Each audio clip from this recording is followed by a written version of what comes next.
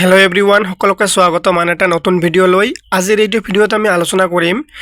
Class 7 ৰ 2026 বৰ্ষৰ বাবে নতুনকৈ অহা অসমীয়া কিতাপ উন্মেষ দ্বিতীয় ভাগৰ পাঠ 4 কৃষক এই পাঠৰ অন্তৰ্গত অনুশীলনীত যিমানখিনি প্ৰশ্নৰ উত্তৰ আছে গোটেইখিনি বহুত সুন্দৰকৈ আলোচনা কৰা হৈছে প্ৰশ্নৰ উত্তৰবোৰ একেবাৰে চুটিকৈ আৰু সহজ ভাষাত তোমালোকক লিখি দিয়া হৈছে সো ষ্টুডেন্টস তোমালোকে ক্লাসটো স্কিপ নকৰাকৈ শেষলৈকে চাই থাকিবা আৰু পাঠ 1 2 3 ইতিমধ্যে ক্লাসবোৰ কৰা হৈছে এতিয়াও জনবোৰ হেবোৰ ক্লাস কৰা নাই কৰি ল'ব পাৰা তোমালোকে এতিয়া আমি পলম নকৰাকৈ ক্লাসটো আৰম্ভ কৰিম তোমালোকৰ পাঠভিত্তিক ক্ৰিয়াকলাপৰ 1 নম্বৰত দিয়া আছে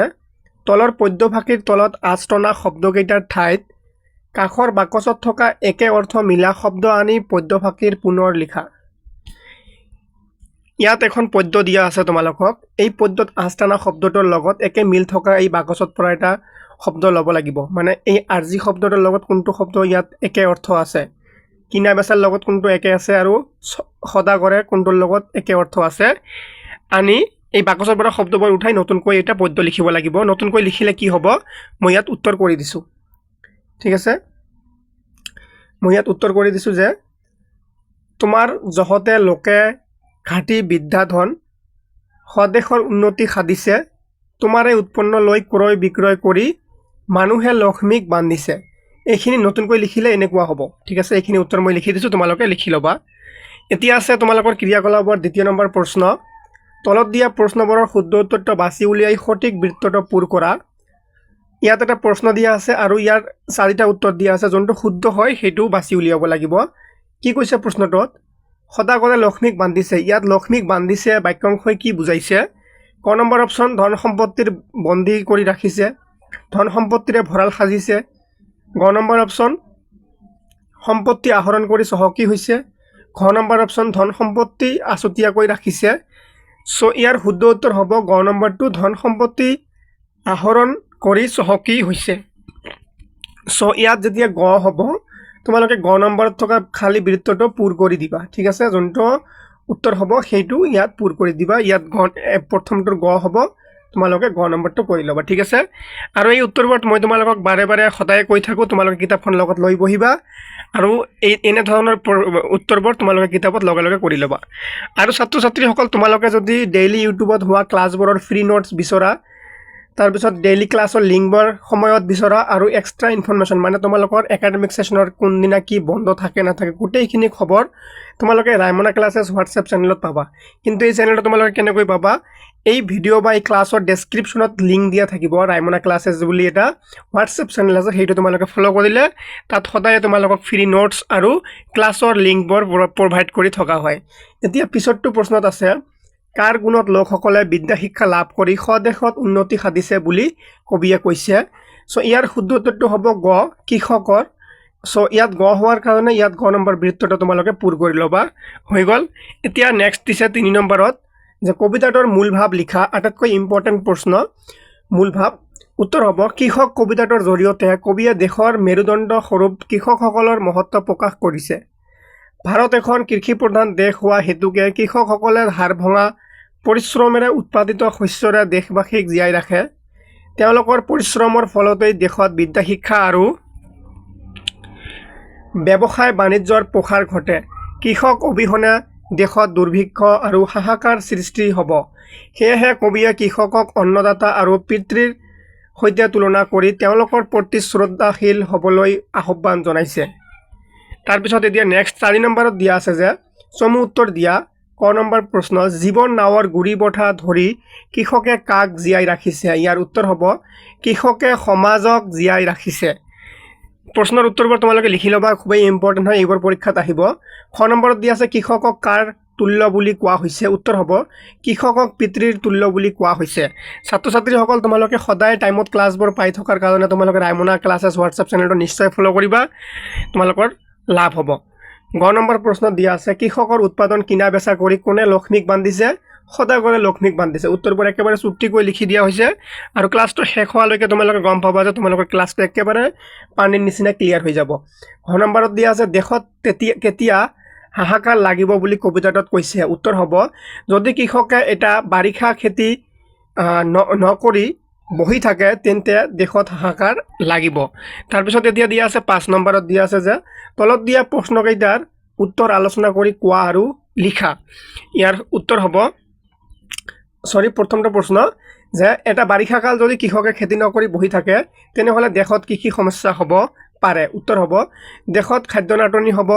বস্তুৰ দাম বাঢ়িব, ব্যৱসায় বাণিজ্য বন্ধ হ'ব আৰু মানুহৰ মাজত হাহাকাৰ তথা দুৰ্ভিক্ষৰ সৃষ্টি হ'ব। এতিয়া আছে খ নম্বৰ প্ৰশ্ন, তোমাৰ সমান নাই দেশ হিতকাৰ, ইয়াত তোমাৰ বুলি কাক কৈছে আৰু তেওঁ কিয় দেশ হিতকাৰ বুলি কৈছে। ইয়াৰ উত্তৰ হ'ব যে ইয়াত তোমাৰ বুলি কৃষকক কৈছে, তেওঁ দেশবাসীক অন্ন যোগান ধৰি জীয়াই ৰাখে আৰু দেশৰ উন্নতিৰ মূল কাৰক হোৱা বাবে তেওঁক দেশ হিতকাৰ বুলি কৈছে। এতিয়া আছে গ নম্বৰ প্ৰশ্ন, কবিতাটোত কবিয়ে কৃষকক কি নামেৰে বিভূষিত কৰিছে, বাছি উলিয়াই লিখা। উত্তৰ হ'ব পিতৃৰ তুল্য, অন্নদাতা, প্ৰাণদাতা আৰু দেশৰ চিয়া। এতিয়া আছে ঘ নম্বৰ প্ৰশ্ন, কবিয়ে কৃষকক পিতৃৰ লগত কিয় তুলনা কৰিছে, কাৰণ দৰ্শোৱা। উত্তৰ হ'ব কবিয়ে যেনেকৈ নিজৰ সন্তানক সকলো বিপদৰ পৰা ৰক্ষা কৰি খুৱাই বোৱাই ডাঙৰ দীঘল কৰে, কৃষকেও তেনেকৈ কঠোৰ পৰিশ্ৰমেৰে অন্ন উৎপাদন কৰি গোটেই দেশবাসীক জীয়াই ৰাখে। এতিয়া আছে তোমালোকৰ নেক্সট প্ৰশ্ন যে কবিয়ে কৃষকক কিয় প্ৰাণদাতা বুলি কৈছে। উত্তৰ হ'ব মানুহ খাদ্য অবিহনে জীয়াই থকাটো অসম্ভৱ আৰু কৃষকে সেই খাদ্য উৎপাদন কৰি আমাক জীৱন দান কৰে বাবে তেওঁক প্ৰাণদাতা বুলিছে। তাৰপিছত কৈছে 6 নম্বৰ প্ৰশ্ন, কৃষকক কৃষি কাৰ্যক এটা বৃত্তি হিচাপে লৈও মানুহে কেনেদৰে জীৱন নিৰ্বাহ কৰিব পাৰে লিখা। মানে কৃষি কামটোক এটা নিজৰ জীৱন বা নিজৰ জীৱনৰ মানে চলাৰ কাৰণে এটা কাম হিচাপত কেনেকৈ আমি ল'ব পাৰোঁ। উত্তৰ হ'ব যে আধুনিক কৃষি পদ্ধতি আৰু প্ৰযুক্তি ব্যৱহাৰ কৰি বৈজ্ঞানিক ধৰণে খেতি কৰিলে কৃষিক এটা লাভজনক বৃত্তি হিচাপে লৈ মানুহে সন্মান সহকাৰে জীৱন নিৰ্বাহ কৰিব পাৰে। এতিয়া তোমালোকৰ কাৰ্যকলাপৰ 6 নম্বৰত দিয়া আছে যে ব্যাখ্যা কৰা। ইয়াত পদ্যৰ অলপখিনি অংশ ইয়াত আনি দিছে আৰু এইখিনিৰ কি কৰিব লাগে, ব্যাখ্যা কৰিব লাগে যে স্বাধীন কৃষি কৰি আপন ইচ্ছাৰে তুমিয়েই মুকলি মৰিয়া, নাপাতা তালৈক হাত নধৰা খাটনি, ৰাখিছা দেশৰ তুমি চিয়া। এইখিনি আমি ব্যাখ্যা কৰিব লাগে। ব্যাখ্যা কেনেকৈ কৰিব লাগে, এই কবিতা অংশ ক'ৰ পৰা আহিছে, কেনেকৈ আহিছে, কোনে লিখিছে, সেইখিনি কিন্তু লিখিব লাগিব। ব্যাখ্যা নিয়ম হয়, নহ'লে কিন্তু ব্যাখ্যা শুদ্ধ নহ'ব। আমি প্ৰথমতে লিখিম যে উক্ত কথাখিনি মানে ওপৰত থকা কথাখিনি আমাৰ পাঠ্যপুথি, আমাৰ যে অসমীয়া পাঠ্যপুথিখন আছে, আমাৰ পাঠ্যপুথিৰ কৃষক কবিতাটোৰ পৰা লোৱা হৈছে। ক'ৰ পৰা লোৱা হৈছে, কৃষক কবিতাটোৰ পৰা লোৱা হৈছে। ইয়াত কবিয়ে কৃষকৰ স্বাৱলম্বিতা আৰু স্বাধীনতাৰ কথা কৈছে। কৃষক এজন স্বাধীন ব্যক্তি, তেওঁ কাৰো ওচৰত হাত নপতাকৈ বা লোকৰ দাসত্ব নকৰাকৈ নিজৰ মেহনতেৰে জীয়াই থাকে। তেওঁৰ এই স্বাধীন বৃত্তি আৰু পৰিশ্ৰমে দেশৰ গৌৰৱ বা চিয়া অক্ষুণ্ণ ৰাখিছে। ঠিক আছে, এইখিনি আছিল ইয়াৰ ব্যাখ্যা। এতিয়া 7 নম্বৰত কি কৈছে যে কবিতাটোত থকা কেইটামান শব্দৰ অৰ্থ তলৰ বাকচত দিয়া আছে, শব্দৰ কাষত উপযুক্ত অৰ্থটো লিখি মূল শব্দটোৰে একোটাকৈ বাক্য ৰচনা কৰা। এই 7 নম্বৰত প্ৰশ্ন তলত চাবা এটা বাকচ দিয়া আছে, বাকচটোত কিছুমান শব্দ দিয়া আছে আৰু অৰ্থ দিয়া আছে। এই শব্দৰ অৰ্থ লিখি কি কৰিব লাগিব, বাক্য সজাব লাগিব বা বাক্য ৰচনা কৰিব লাগিব। তোমালোকে ডাইৰেক্ট 7 নম্বৰৰ শব্দবোৰ চাবা আৰু খালী ঠাইবোৰত এনেকৈ লিখি ল'বা, যেনেকৈ এটা কৰি দিয়া আছে যে বঁটা। বঁটাৰ অৰ্থ কি, ইয়াত আমি অৰ্থখিনি লিখি ল'ম, তাৰপিছত বাক্য ৰচনা কৰিম। বঁটাৰ অৰ্থ হ'ল নাও চলোৱা সঁজুলি। আৰু বঁটাৰে যদি আমি এটা বাক্য ৰচনা কৰোঁ কি হ'ব যে মাঝিয়ে বঁটাৰে নাও চলাইছে। তাৰপিছত কি আছে সৰ্বদাই, তাৰমানে কি সদায়। এই সৰ্বদাই শব্দটোৰ অৰ্থ হৈছে সদায়। আমাক যিহেতু অৰ্থ লিখিব দিছে আৰু বাক্য ৰচনা কৰিব দিছে, বাক্য ৰচনা কৰিব লাগিব এইটো শব্দৰে আৰু অৰ্থ ইয়াত লিখিব লাগিব। ঠিক আছে, এই সৰ্বদাই আমি যদি সৰ্বদায়ৰ শব্দটোৰে যদি আমি এটা বাক্য ৰচনা কৰোঁ কি হ'ব, সৰ্বদাই সত্য কথা ক'ব লাগে। তাৰপিছত কি কৈছে যে জহতে মানে গুণতে, তোমাৰ জহতে মই এই বিপদৰ পৰা ৰক্ষা পালোঁ। তাৰপিছত কি কৈছে চিয়া। চিয়াৰ অৰ্থ হৈছে পোনাতিৰ দিনলৈকে থকা শস্য বা খেতি। ইয়াৰে বাক্য ৰচনা কৰিলে কি মহান লোকসকলৰ চিয়া জগতত সদায় থাকিব। চাৰখাৰ, ইয়াৰ অৰ্থ হ'ল সমূলি নষ্ট আৰু ইয়াৰে বাক্য ৰচনা কৰিলে কি হ'ব জুই লাগি ঘৰটো চাৰখাৰ হ'ল। তাৰপিছত কি দিছে খাটনি। খাটনি ইয়াৰ অৰ্থ হৈছে কাতৰ প্ৰাৰ্থনা আৰু বাক্য ৰচনা কৰিলে হ'ব যে ঈশ্বৰৰ ওচৰত ভক্তৰ খাটনি শেষ নহয়। ঠিক আছে, এতিয়া হ'ল তোমালোকৰ 8 নম্বৰ। 8 নম্বৰৰ খত মন কৰিবা। 8 নম্বৰৰ খ 8 নম্বৰৰ খত যাবা তলত দিয়া ইয়াত কিছুমান বস্তু বাদ দিয়া আছে তোমালোকে নাভাবিবা যে এইখিনি কৰি দিয়া নাই সেইখিনি বস্তু তোমালোকক নাহে আৰু সেইবাৰ অলৰেডি উত্তৰ কৰি দিয়া আছে সেইকাৰণে ইয়াত কভাৰ কৰা হোৱা নাই আৰু মই বেছিভাগ ট্ৰাই কৰিছোঁ যে যোনবোৰ তোমালোকৰ পৰীক্ষাৰ বাবে প্ৰয়োজন গুৰুত্বপূৰ্ণ হয় সেইবোৰ ইয়াত কভাৰ কৰা হৈছে ইয়াত যোনবোৰ হোৱা নাই সেইবোৰ পৰীক্ষাত নাহে আৰু সেইবোৰৰ উত্তৰ কৰি দিয়া আছে তোমালোকৰ কিতাপত খ নম্বৰ কৈছে যে 8ৰ খ তলত দিয়া বাক্যকেইটাত থকা সমাপিকা আৰু অসমাপিকা পদ কেইটা বাছি উলিয়াই লিখা ইয়াত কি কৈছে তলত কিছুমান বাক্য লিখা আছে এনেকৈ বাক্য লিখা আছে আৰু এনেকৈ বাকি দুটা ঘৰ খালী কৰা আছে এই বাক্যটোত কোনটো অসমাপিকা আৰু কোনটো সমাপিকা ইয়াত লিখিব লাগে যেনেকৈ প্ৰথমটো ঘৰ অসমাপিকা আৰু পিছৰটো ঘৰ সমাপিকা ইয়াত তোমালোকে ওপৰত দেখা পাইছা ইয়াত থাকিব বাক্য আৰু ইয়াত থাকিব অসমাপিকা শব্দটো আৰু ইয়াত থাকিব সমাপিকা শব্দটো তোমালোকে ডাইৰেক্ট কাঠ পেঞ্চিল বা কলমেৰে লিখি লোৱা প্ৰথমটো বাক্যত দিছে যে মামাই জলপান খাই পথাৰলৈ যাব ইয়াত খাই হৈছে অসমাপিকা আৰু যাব হৈছে সমাপিকা ঠিক আছে তাৰপিছত কৈছে ভাইটিয়ে ছবি আঁকি কিতাপ পঢ়িব আঁকি হৈছে কি অসমাপিকা আৰু পঢ়িব হৈছে কি সমাপিকা তাৰপিছত নেক্সট দিয়া আছে ছাত্ৰ ছাত্ৰীসকলে প্ৰাৰ্থনা কৰি শ্ৰেণী কোঠালৈ যাব এইটো হৈছে সমাপিকা আৰু এইটো হৈছে অসমাপিকা সন্ধিয়া হাত ভৰি ধুই পঢ়াত পঢ়িব এই হাত ধুই হৈছে কি অসমাপিকা আৰু বহিব হৈছে সমাপিকা এনেকৈ 8 নম্বৰটো হৈ গ'ল আকৌ তোমালোকক মই এটা ইনফৰমেশ্যন দিব বিচাৰিছোঁ যে Raimona classes WhatsApp channel Raimona classes কি হোৱাটছএপ চেনেল তোমালোকে হোৱাটছএপ চেনেল আছে এটা তোমালোকে এইটো ফ'ল' কৰি ল'বা ইয়াত তোমালোকে সদায় ফ্ৰী নোটছ পাবা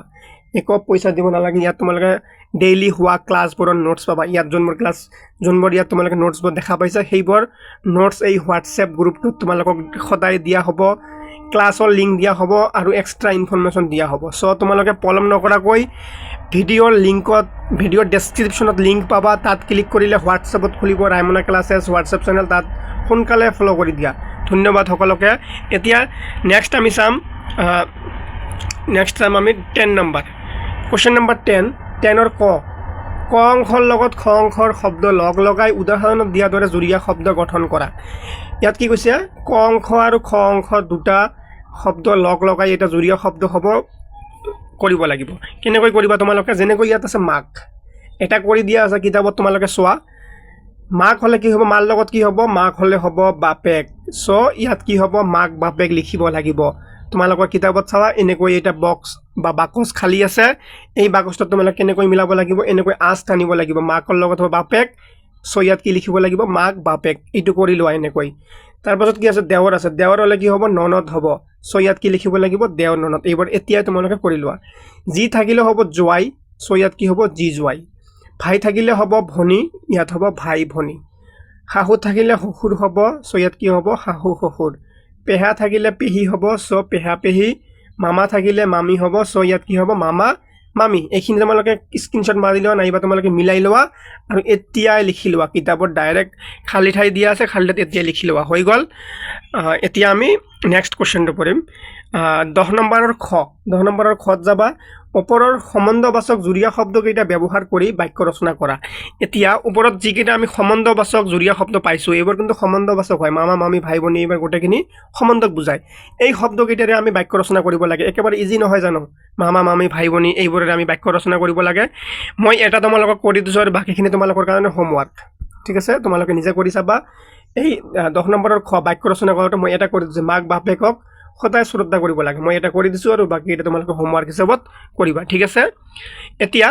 ডাইৰেক্ট 12 নম্বৰত আহিছোঁ তলত দিয়া বৃত্তিসমূহৰ বিষয়ে চমুটোকা লিখা তলত কেইটামান বৃত্তি দিয়া আছে যেনেকৈ শিক্ষক আৰক্ষী চিকিৎসক গায়ক এইকেইটাৰে চমুটোকা লিখিব লাগে মই একেবাৰে চুটিকৈ লিখি দিছোঁ যে প্ৰথমতে শিক্ষক চমুটোকা লিখিলে কি হ'ব যে যিয়ে ছাত্ৰ ছাত্ৰীক শিক্ষা প্ৰদান কৰি জ্ঞানৰ পোহৰ বিলাই আৰু সমাজৰ ভৱিষ্যত গঢ় দিয়ে তেওঁৱেই শিক্ষক তাৰপিছত আছে আৰক্ষী সমাজত শান্তি শৃংখলা বজাই ৰখা আইন ৰক্ষা কৰা আৰু জনসাধাৰণক বিপদৰ পৰা সুৰক্ষা